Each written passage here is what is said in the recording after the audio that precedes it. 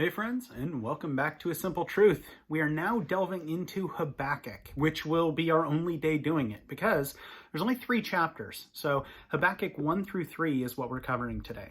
If you remember yesterday, we looked at Judah being overrun, the capture of various different leaders throughout that. So now today, we're going to actually look specifically about a couple different questions that this prophet is going to be asking of God. We'll look at a woe to the wicked, as well as a hymn of faith. And we'll talk really briefly about that as well. So Habakkuk 1 through 3 is where we are today. So chapter 1. The burden which the prophet Habakkuk saw. O Lord, how long shall I cry, and you will not hear? Even cry out to you violence, and you will not save. Why do you show me iniquity and cause me to see trouble? For plundering and violence are before me. There is strife and contention arises. Therefore the law is powerless, and justice never goes forth. For the wicked surround the righteous. Therefore perverse judgment proceeds. Look among the nations and watch. Be utterly astounded. For I will work a work in your days, which you would not believe, though it were told you. For indeed, I am raising up the Chaldeans, a bitter and hasty nation, which marches through the breadth of the earth, to possess dwelling places that are not theirs. They are terrible and dreadful. Their judgment and their dignity proceed from themselves. Their horses are also swifter than leopards, and more fierce than evening wolves. Their charges charge ahead, and cavalry comes from afar. They fly as the eagle that hastens to eat. They all come for violence. Their faces are set like the east wind.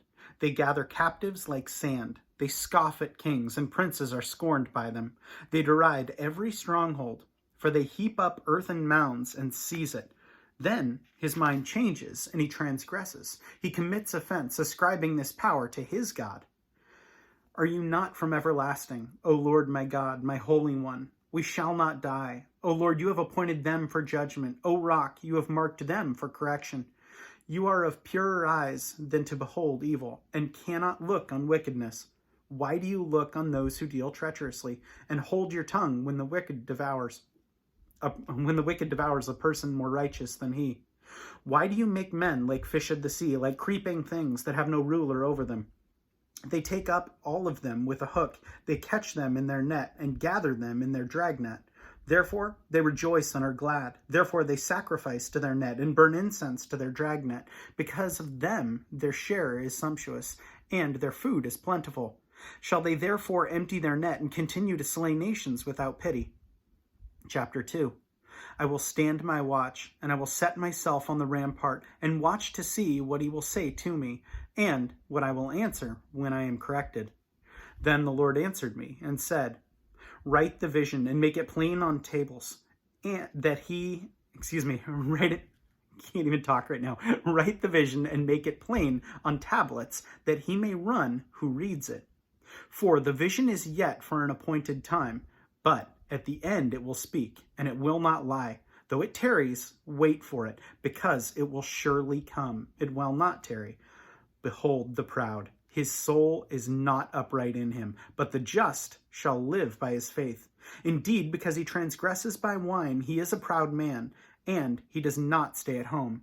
Because he enlarges his desire as hell, and he is like death and cannot be satisfied. He gathers himself all nations and heaps up for himself all peoples. We will not take up a proverb against him and a taunting riddle against him and say, Woe to him who increases what is not his, how long? And to him who loads himself with many pledges, will not your creditors rise up suddenly? Will they not awaken who oppress you?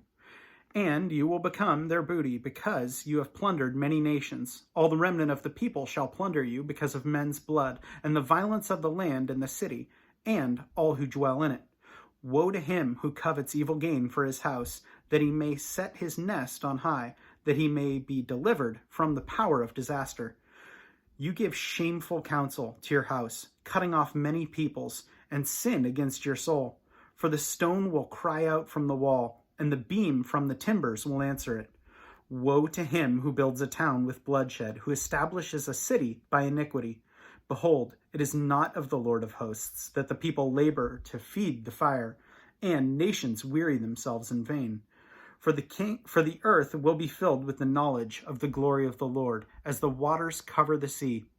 Woe to him who gives a drink to his neighbor, pressing him to your bottle, even to make him drunk, that you may look on his nakedness. You that are filled with shame instead of glory, you also drink, and be exposed as uncircumcised. The cup of the Lord's right hand will be turned against you, and utter shame will be on your glory.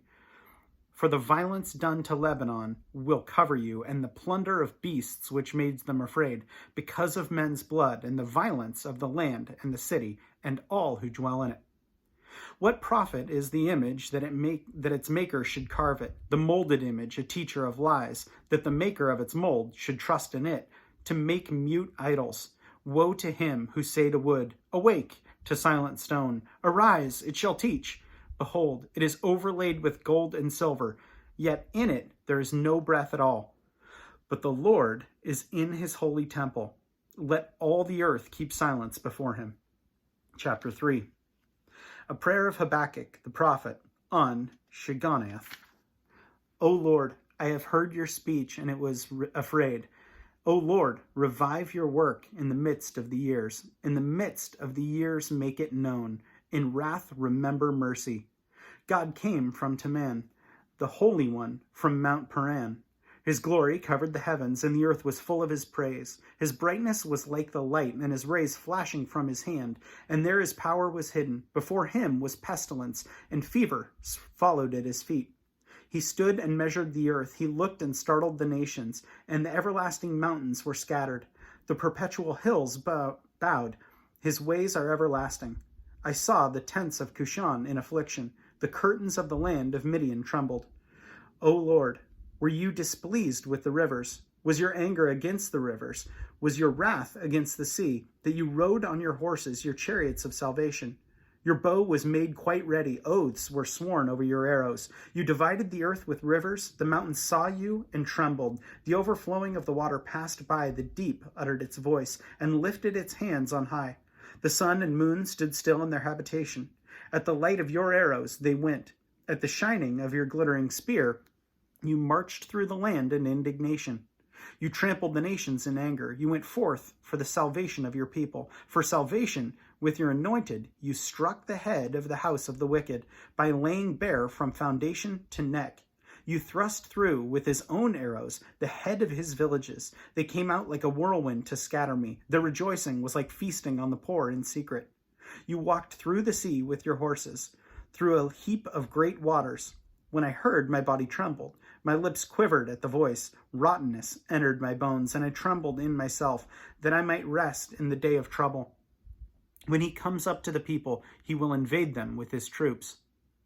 Though the fig tree may not blossom, nor fruit be on the vines, though the labor of the olive may fail, and the fields yield no food, though the flock may be cut off from the fold, and there be no herd in the stalls, yet I will rejoice in the Lord. I will joy in the God of my salvation. The Lord God is my strength. He will make my feet like deer's feet, and he will make me walk on high hills, to the chief musician with my stringed instruments. Heavy stuff.